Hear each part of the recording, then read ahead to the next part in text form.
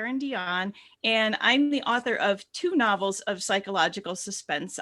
Both are with G.P. Putnam's sons. The Marsh King's Daughter is one of them, and then The Wicked Sister is the other. These 2 novels were both international bestsellers, which is certainly a very cool thing. And recently, Publishers Weekly chose my novel, The Wicked Sister, as one of their best thrillers of the year. So that was super exciting. So alphabetically, Lisa Gardner is the #1 New York Times bestselling author of 20 suspense novels, including The Neighbor, which won Thriller of the Year from the International Thriller Writers. Lisa's an avid hiker, traveler, and cribbage player, and she lives in the mountains of New Hampshire with her family.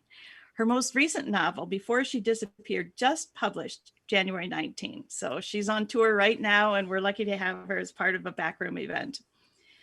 Julia Heaberlin is the internationally best-selling writer of We Are All the Same in the Dark and 4 other twisty psychological thrillers, all set in her home state of Texas.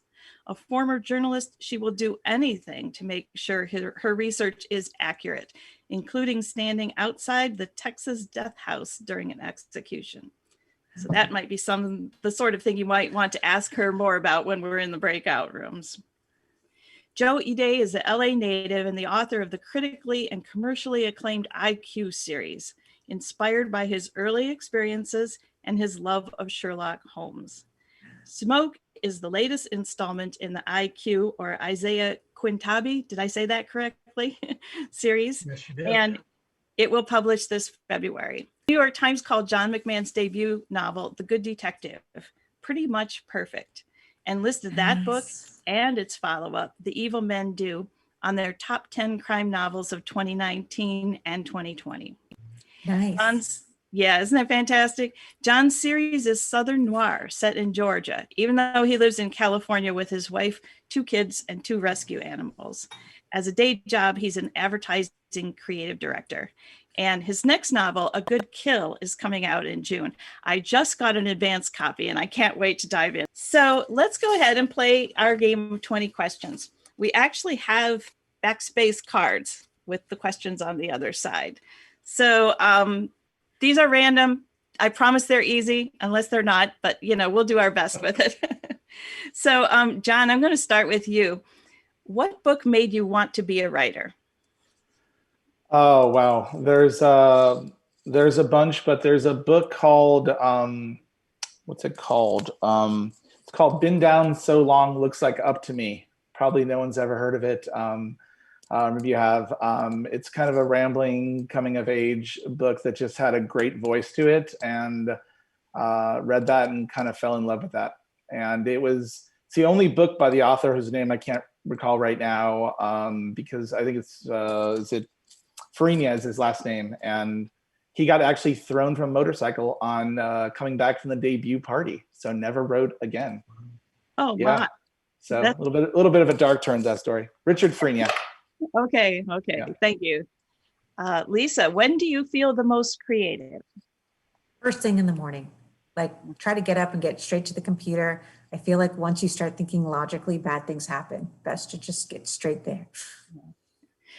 Thank you. And Julia, what author would you most like to have coffee with? Probably John Irving. My favorite book is A Prayer for Owen Meany. So I have that on my nightstand right now. Oh, I loved it. Perfect Circle. I'll be curious what you think. Okay. Yeah. And that ties into our question for Joe. Name a book that you can read over and over again. Winnie the Pooh. I love it. Yeah, those were the first books I loved. Mm-hmm. And how old were you at the time? Like really, really little? Well, I guess from about age 6 to about age 9, I read them and reread them and reread them. Yeah. I was Eeyore was my boy. That's very revealing of character. I wanted to cheer him up, I wanted to bring him some Oreos, my mom, and socks. I mean, that's how involved I was. That's very awesome. I love it. John, what was the title of the first thing you ever wrote? You said you were going to be easy. No, I remember writing a short story that I really liked. That was maybe one of the first stories, and I think it was called Wallabies and That Sort of Thing, or something like that. I can't even remember what it's about. Lisa, what's the most adventurous thing you've ever done? Oh, that's a good question. Oh, geez. I'm with John on this one. These aren't as easy as you think. Probably one of the bravest things I did is for a book, I went to the body farm, and it's just, I mean, it was great research and it's hallowed ground and you're getting to learn about forensic anthropology. But the truth is you're walking Death's Acre. I mean, there's bodies hanging, there's bodies in tree. And I had never seen death outside of a funeral home. So I was in terror of puking, of embarrassing myself, of being overwhelmed. It was an intense experience, but I'm very happy I went. It sounds intense for sure. Yeah. Julia, what's the first thing you thought of this morning? The first thing I thought of, I think it was that I'm doing the back room. Yay. I do that too. I remind myself of what's up for the day.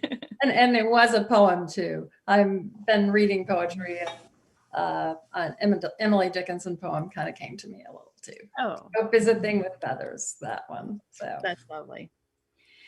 Joe, what's one skill you would love to master? Playing the ukulele. I tried to play when I was a kid, and I have no musical bones in my body. And then my older brother came home, picked it up, and just started playing. And I've always been so envious just to be able to play a tune. But I really would like to be able to play music.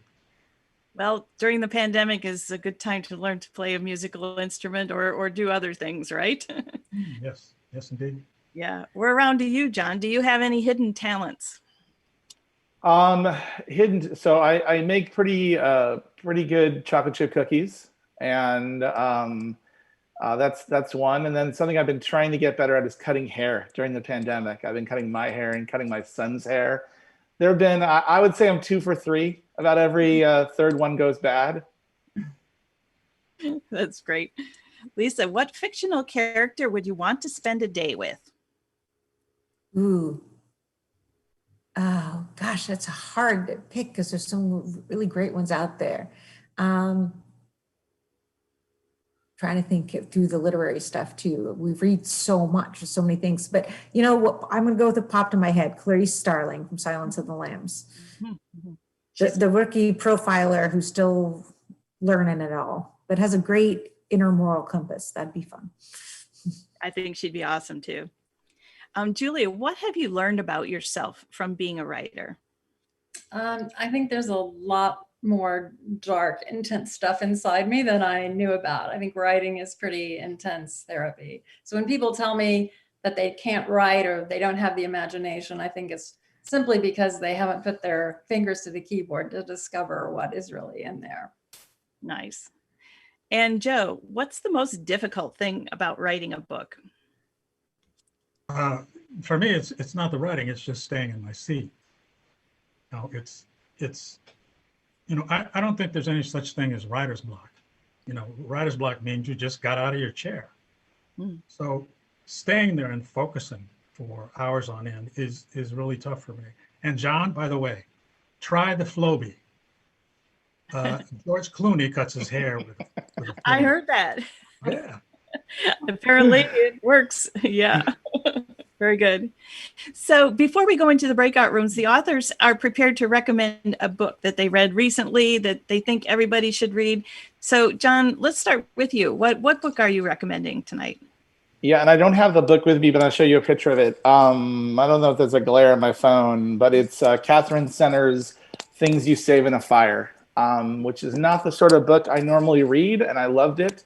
It's a story of a female firefighter in a progressive house in Austin, Texas, who is about to get an award and then unexpectedly clocks a guy in the face with the guy who's giving her the award, which causes a bunch of problems for her and sends her on this journey, moving back in with her mom, going back to Boston, a non-progressive station house, and learning to kind of accept things and fight things and being tough and being a woman in a man's world. And so it's not a detective or crime story, but I loved it. It's fine. Cool. Lisa, what are you recommending for us? All right, so I looked this up, so I'd have a cover too, because you read so much as NetGalley. Let's see, can we see this? Oops, it's hard to do with the lighting. Yeah, Confessions on the 745 by Lisa Unger. I love her domestic and psychological suspense. And one of the things that fascinated me about this novel is it's, one woman confessing to another on a train that's been stopped late at night, think my husband's having an affair, I don't know what to do, with the nanny. And then the nanny disappears and she starts getting these texts. Did that solve your problems? It's me from the 745. And at a certain point, like this woman keeps texting and all you have to hear is that it's me from the 745 and your blood goes cold. And I just loved how menacing and the soft feeling of dread all the time that she built. Lisa Unger is one of my favorites. Awesome. Awesome. And Julie, you have something a little different to recommend for us. Yeah, I'm going a little off course. I'm one of those, and this is terrible to say as a writer, but I've had trouble focusing on books. I've read a lot of great ones, but I would say what's kind of influenced me the most and brought me the most peace is reading poetry. So I have gone from Emily Dickinson to Honore Jeffers, who writes about the national conversation about race. And I'm a member of the American Academy of Poets, and I highly recommend that people sign up for the Poem a Day, which is a mix of new and old authors. I mean, I was so pleased to see Amanda Gorman be such a hit. Now she's going to be at the Super Bowl, and hope that it's kind of a renaissance in poetry. So. Great. And Tom's putting links to the books that are recommended in the chat. I believe it's poets.org, right? Poets.org, yes. Sign up. Mm-hmm. Yeah. Nice. Joe, what are you recommending that people read? Joe Nesbo's Kingdom. It's a psychological thriller. It's unusual for Nesbo. His characters are all ordinary people, and they are all the bad guys. All of them have some element of cunning and deceit, and it's also different in the way he winds it up. Usually, he starts a story with a bang. This winds up very slowly, and he's this master at creating that tension to the point where you can't stand it anymore, and then he cranks it up some more. So I love Kingdom, and I love most of Nesbo's work. Yeah, thank you all. Wasn't that fun? We hope that you enjoyed this taste of what a backroom event is like. The best part comes immediately after, when the audience is divided into breakout rooms and the authors visit each room in turn. We'd love to show you what a breakout session is like, because these relaxed face-to-face conversations are the hallmark of our backroom events. But breakout sessions are never recorded. What's said in the back room stays in the back room.